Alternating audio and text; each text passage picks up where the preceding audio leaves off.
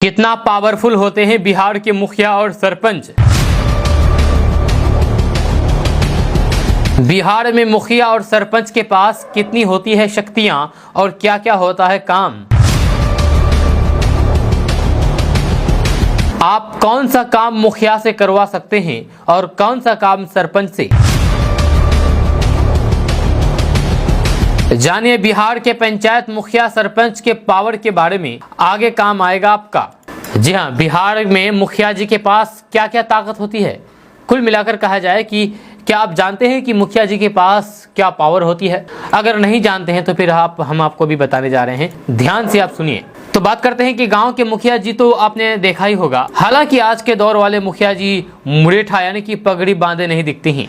ये आपको कभी भी फुल पैंट शर्ट तो कभी कुर्ता पाजामा में दिख जाएंगे। लेकिन एक बात जो नहीं बदली है वह है उनको मिली ताकत और जिम्मेदारियां।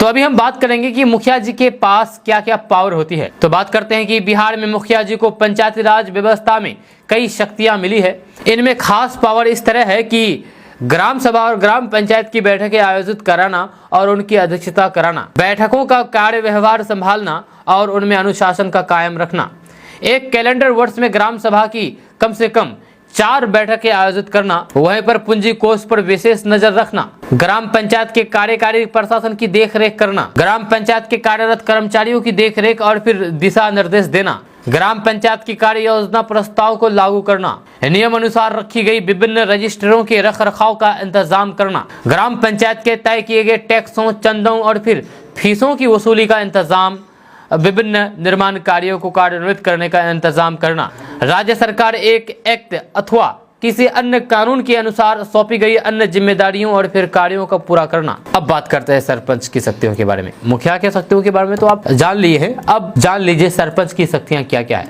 तो बात करते हैं कि सरपंच को पंचायती राज व्यवस्था के तहत 3 बड़े अधिकार दिए गए हैं। सरपंच को ग्राम सभा तथा ग्राम पंचायत की बैठक बुलाने और फिर अध्यक्षता करने का अधिकार मिला हुआ है। या इसके अलावा ग्राम पंचायत की कार्यकारी और फिर वित्तीय शक्तियां भी सरपंच के पास होती है।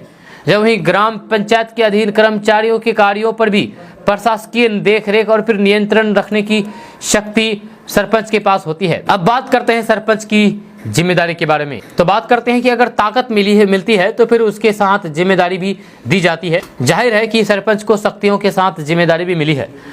इन जिम्मेदारियों में ये बातें शामिल है कि गांव में सड़कों का रखरखाव, पशुपालन व्यवसाय को बढ़ावा देना, सिंचाई के साधन की व्यवस्था करना, दाह संस्कार और कब्रिस्तान का रखरखाव करना, प्राथमिक शिक्षा को बढ़ावा देना, खेल का मैदान और खेल को बढ़ावा देना, स्वच्छता अभियान को बढ़ावा देना, गरीब बच्चों के लिए मुफ्त शिक्षा की व्यवस्था करना। ये है सरपंच का काम और मुखिया का काम।